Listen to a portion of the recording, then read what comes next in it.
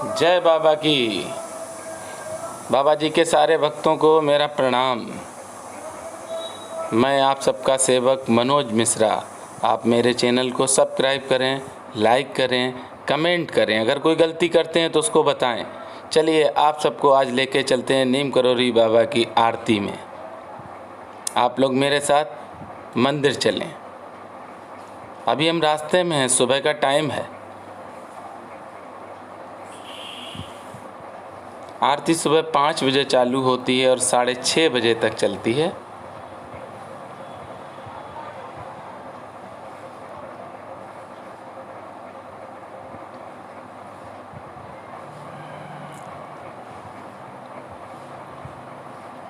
यही वो स्थान है जहाँ से हम बस से आते हैं, उसके बाद यहाँ से घूमते हैं नीम करोली के लिए। ये घुमाव है नीम करोली मंदिर के लिए। भक्तों, आप लोग बेबर से आएंगे, बेबर वाली बस आपको यहीं पर उतारेगी और फरखाबाद वाली बस भी यहाँ पे ही उतारेगी आपको। चलिए मंदिर की तरफ चलते हैं।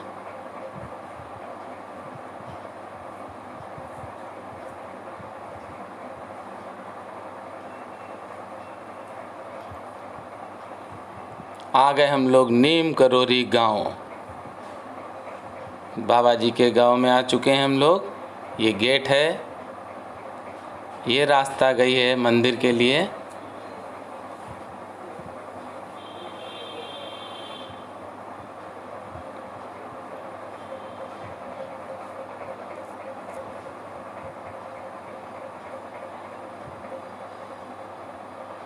राम राम, सभी को मेरा राम राम प्रणाम।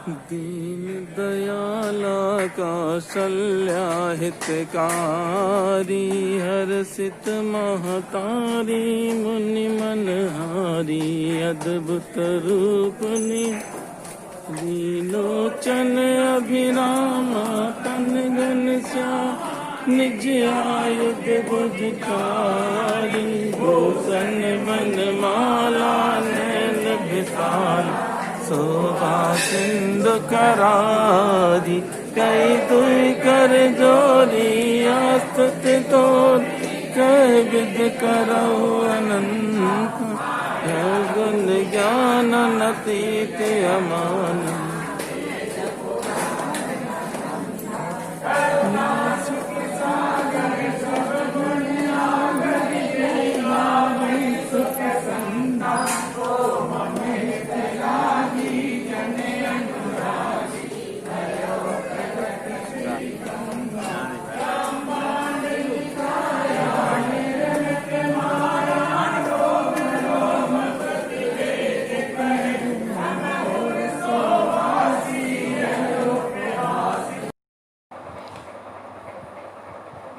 बाबा जी के सारे भक्तों ने आरती का आनंद लिया है। बोले नीम गरोरी महाराज की जय। आइए अब आपको बाबा जी की एक छोटी सी कथा सुनाते हैं। बाबा जी की तपस्थली यहाँ से 200 मीटर की दूरी पर है और ये स्थान बाबा जी को एक ब्राह्मण परिवार के गोवर्धन नामक व्यक्ति ने बाबा जी को ये बंजर भूमि दी थी। ये देखिए आप, पलंग है बाबा जी का विश्राम के लिए। बाबा जी को ये ज़मीन दी थी गोवर्धन नामक ब्राह्मण ने। फिर यहाँ पे एक नई गुफा बनाई गई और गुफा बनाने के बाद बाबा ने काफ़ी टाइम तक तपस्या किया है और तपस्या करने के बाद बाबा जी ने हनुमान जी की मूर्ति की स्थापना की थी। माँ गंगा की रस से हनुमान जी की मूर्ति तैयार की गई है। बाबा जी यहाँ पर लगभग 18 से 20 साल रहे हैं। 2 साल के लिए वो गंगा के पास में आपको ले चलेंगे उस स्थान पर भी जहाँ पर बाबा जी ने 2 साल निवास किया था और वहाँ पे गौशाला भी खोली थी। वहाँ की गाय बाबा जी की सारी बात भी मानती थीं। प्रतिदिन बाबा जी उन गायों से बात करते थे और सारी की सारी गौ बाबा जी से बातें करती थीं। बाबा जी 2 साल रहकर वहाँ पे गौ सेवा की, गौशाला खोली और वहाँ पे काफ़ी ज़्यादा मात्रा में लोग बाबा जी के दर्शन के लिए आते थे। आर्मी के बड़े बड़े अधिकारी भी बाबा जी का आशीर्वाद लेते थे।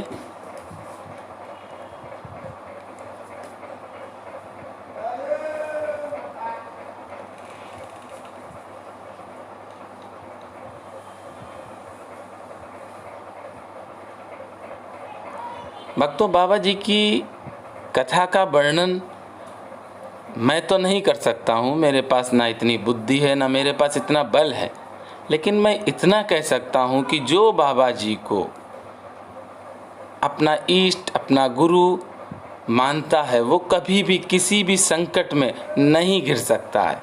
वो सदैव बाबा जी का प्यारा रहता है और बाबा जी अपने भक्तों की रक्षा के लिए हर पल हर समय तैयार रहते हैं। भक्त जब बुलाता है बाबा जी उसके पास जरूर जाते हैं। बाबा जी दया का सागर हैं। बाबा जी 18 साल तक नीम करोरी में रहे, उसके बाद 2 साल किला घाट पर रहे। ये फतेहगढ़ में है और फरक्काबाद से लगभग 6 किलोमीटर की दूरी पर है। किसी दिन हम आपको लेके चलेंगे और दर्शन कराएंगे बाबा जी के उस स्थान के भी। किला घाट के बाद बाबा जी कई स्थानों पर गए हैं।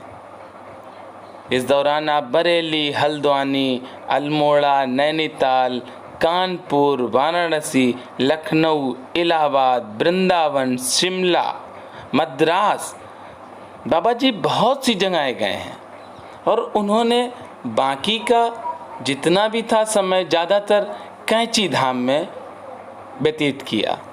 कैंची में बाबा जी का बड़ा दिव्य स्थान है। कैंची में बाबा जी से मिलने के लिए विदेशी भक्त भी आते थे। बाबा जी की कथाओं का वर्णन करना मेरे बस में नहीं है। मैं तो वो कह पा रहा हूँ जो बाबा जी कहला रहे हैं। मेरे पास इतनी बुद्धि नहीं है जो मैं कुछ वर्णन कर सकूं। बाबा जी की मर्जी से ही आज मैं आप लोगों को ये चैनल दिखा रहा हूँ। जब तक बाबा जी की मर्जी होगी आपको ये चैनल पे बाबा जी के दर्शन कराता रहूँगा। बाबा जी कहते हैं कि मैं सभी का गुरु हूँ, संपूर्ण संसार मेरा पुत्र है, हम संसार के पिता हैं। बाबा जी सबके हैं, हमें कुछ नहीं चाहिए। बाबा जी कहते हैं हमें कुछ नहीं चाहिए, हमारा अस्तित्व सिर्फ दूसरों की सेवा करने के लिए है। बाबा जी का जो भी भक्त हो वो सदैव दूसरों की सेवा करता रहे। बाबा जी यही आदेश देते हैं, प्रेम का पाठ पढ़ाते हैं। हम लोगों के अंदर प्रेम होना चाहिए, दया होनी चाहिए। हमारे पास कोई शक्ति नहीं है, हम कुछ नहीं जानते हैं। जो भी कहना है हनुमान जी से कहो और राम जी से कहो। ये बाबा जी के शब्द हैं। बाबा जी कह रहे हैं कि मेरे पास कुछ नहीं है, जो कुछ कहना हनुमान जी से कहो, राम जी से कहो। देखिए, आप प्रेम का पाठ पढ़ाते हैं बाबा जी। हम लोगों को प्रेम रखना है आपस में। हम सिर्फ एक सामान्य व्यक्ति हैं। बाबा जी कह रहे हैं कि हम एक सिर्फ सामान्य व्यक्ति हैं, हम सिर्फ हृदय परिवर्तन करते हैं। बाबा जी हृदय का परिवर्तन करते हैं जिससे प्रेम होता है और हम लोग दया करते हैं। जिसके अंदर दया है, जिसके अंदर प्रेम है, आप समझ लीजिए कि वो बाबा जी का अनन्य भक्त है। बाबा जी की भक्ति पाने के लिए सबसे पहले हमको प्रेम लाना है, अपने हृदय में परिवर्तन करना है।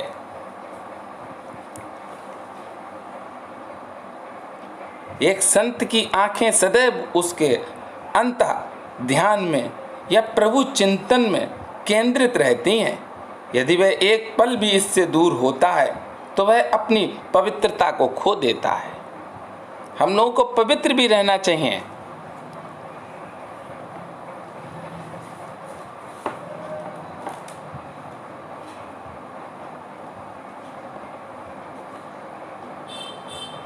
पैसा दूसरों की मदद के लिए इस्तेमाल करना चाहिए। मनुष्य से क्या मांगना, वह दे ही क्या सकता है। सत्य है। महाराज जी के एक एक वाक्य को आप सुने और उसका मनन भी करें। ये महाराज जी के मुख से कहे हुए वाक्य हैं जो मैं आपको बता रहा हूँ। मैं अपने पास से कुछ नहीं कह रहा हूँ, क्योंकि मेरे पास इतनी बुद्धि नहीं है। मैं तो वो बता रहा हूँ जो महाराज जी ने सबके लिए कहा है। एक गुरु को अपने शिष्य के बारे में सब कुछ पता होना चाहिए। यदि आदमी हमें जान जाएगा तो दुनिया हमारे रोम रोम को नोच कर ताबीज बनाने लग जाएगी। बाबा जी कहते हैं तुम मुझे छोड़ सकते हो, पर मैं जिसका एक बार हाथ पकड़ लेता हूँ फिर कभी नहीं छोड़ता हूँ।